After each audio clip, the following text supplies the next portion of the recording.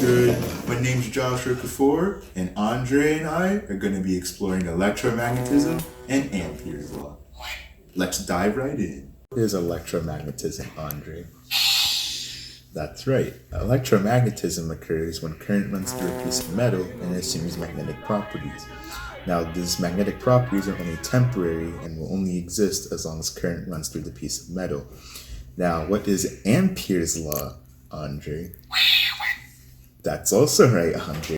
Ampere's law allows us to calculate the magnetic field due to an electromagnet.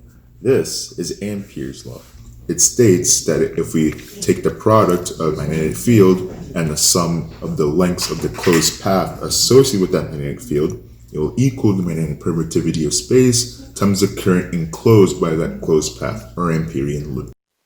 Now that was a lot of words, so let's go through an example to clarify Ampere's law. Suppose I wanted to find the magnetic field due to a current-carrying wire with current I some distance r away from the wire. First, we must find what the magnetic field looks like.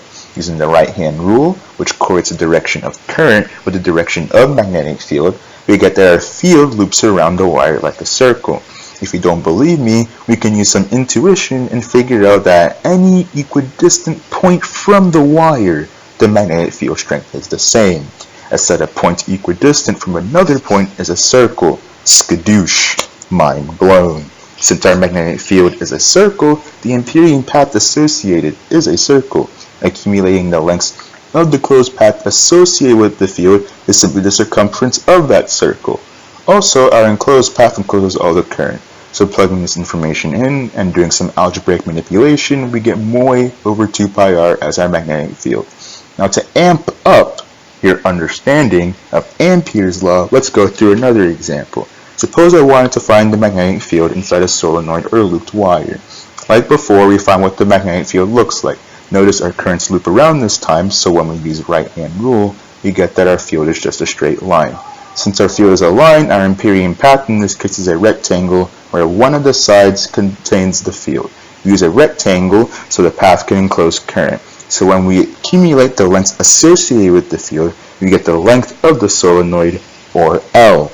Our Amperian path encloses n currents rather than one. So plugging this information in and doing algebraic manipulation again, we get money over L, or money where n is a loop density or number of loops per unit length. This is why when we increase the loop density of a solenoid, the field gets stronger. Currently, Andre and I need subscribers to our YouTube channel. I hope this video amped you up and attracted you to the like button.